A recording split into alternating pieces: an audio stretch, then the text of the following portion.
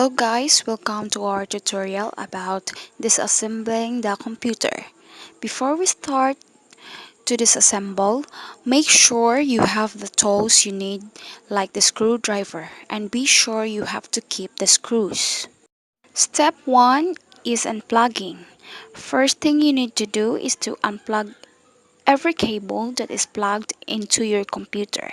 Now that your computer is fully unplugged, move your PC to a clean workspace.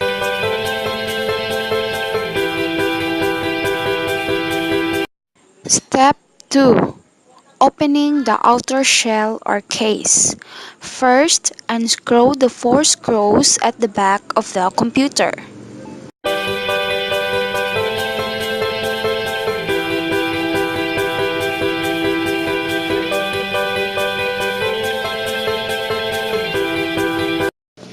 Step 3. Removing the system fan. First, unplug the fan from the motherboard.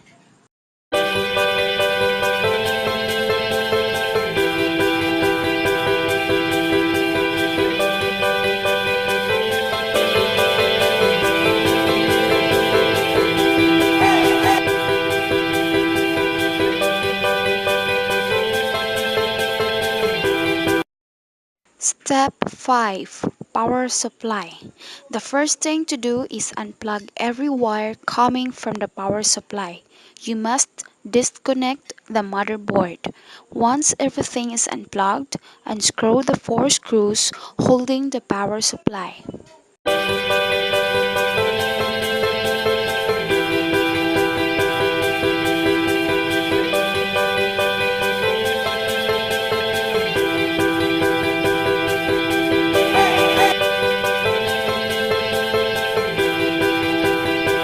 Step 6. Hard drive.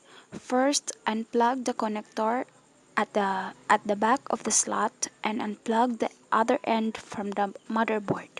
Also, unplug the SATA cable from the motherboard and the hard drive to remove hard drive. Unscrew the 4 screws.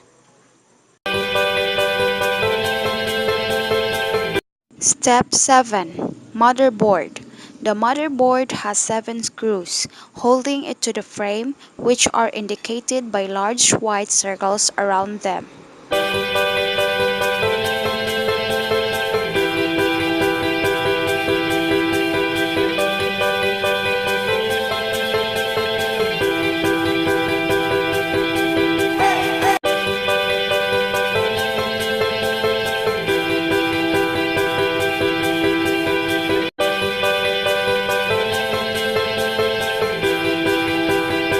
So before we start to assemble our computer, we need to prepare our workplace and take inventory before we start. Then we need to prepare the motherboard. Great care should be taken when installing the motherboard.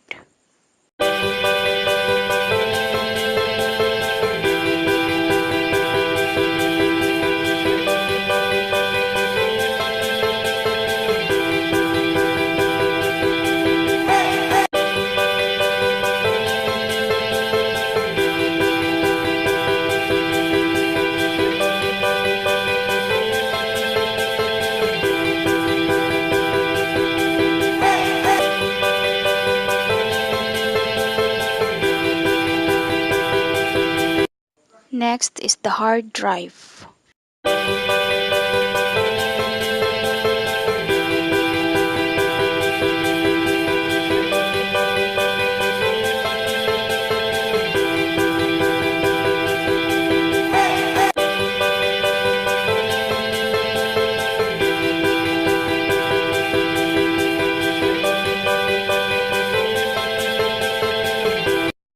Connect the power supply.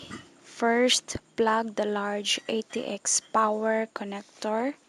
Second, locate the smaller square processor power connector.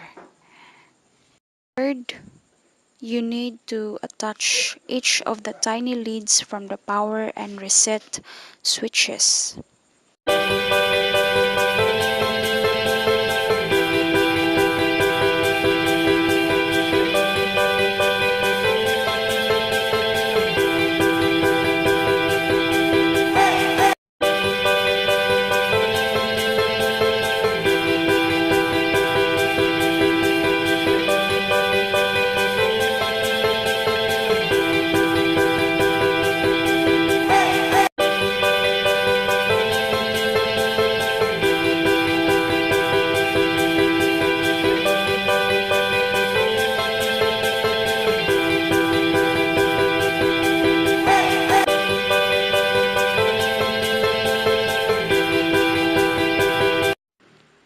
close the outer shell or case.